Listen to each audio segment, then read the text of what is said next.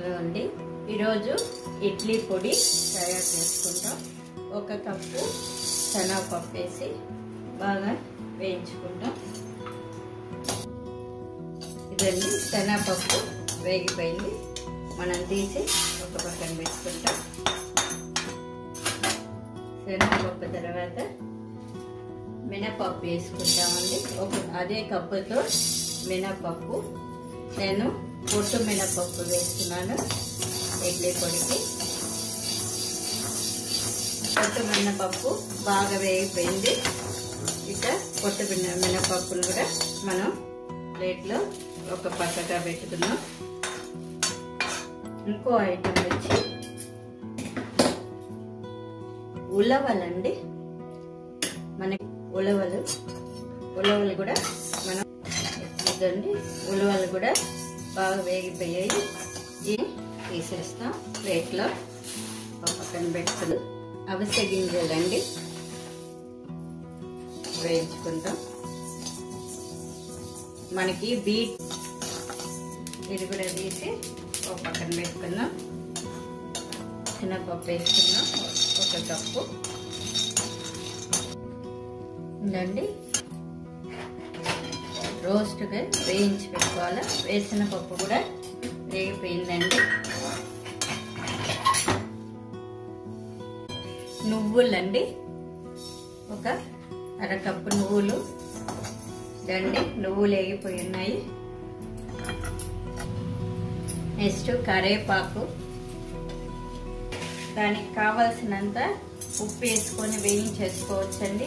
ఇడ్లీ పొడికి ఎంత ఉప్పు కావాలో మనం వేయించుకున్న దాని క్వాంటిటీకి వేయించేసుకోవచ్చు. కరివేపాకు లాస్ట్లో మిరపకాయలు వేయించుకుంటాం. దండి కరివేపాకు వేగిపోయింది. ఇప్పుడు లాస్ట్లో 1 స్పూను ఆయిల్ వేసుకొని మిరపకాయలు మటుకు వేయించుకుంటాం. ఇంకెంతండి 4 అర స్పూన్ ధనియాలు వేస్తున్నాను.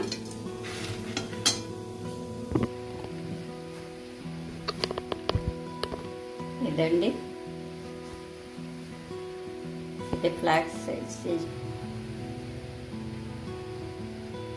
ఇప్పుడు మనం రుచికరమైన ఒంటికి మంచి ప్రోటీన్ ఇచ్చే ఇడ్లీ పొడి తయారు చేసుకోబోతున్నాం.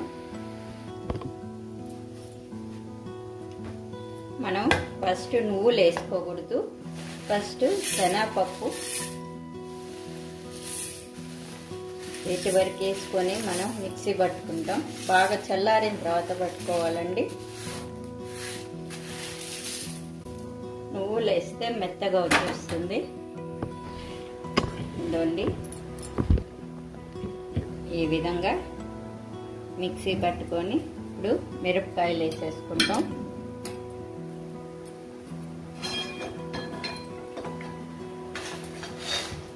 మిరపకాయలు దీంట్లో వేసేస్తామండి.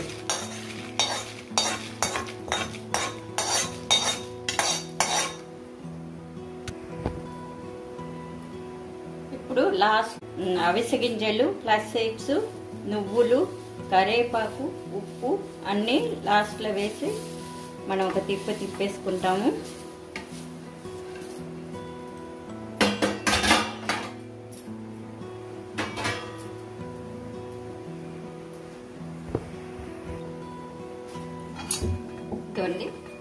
ఇడ్లీ పొడి రెడీ అయిపోయింది.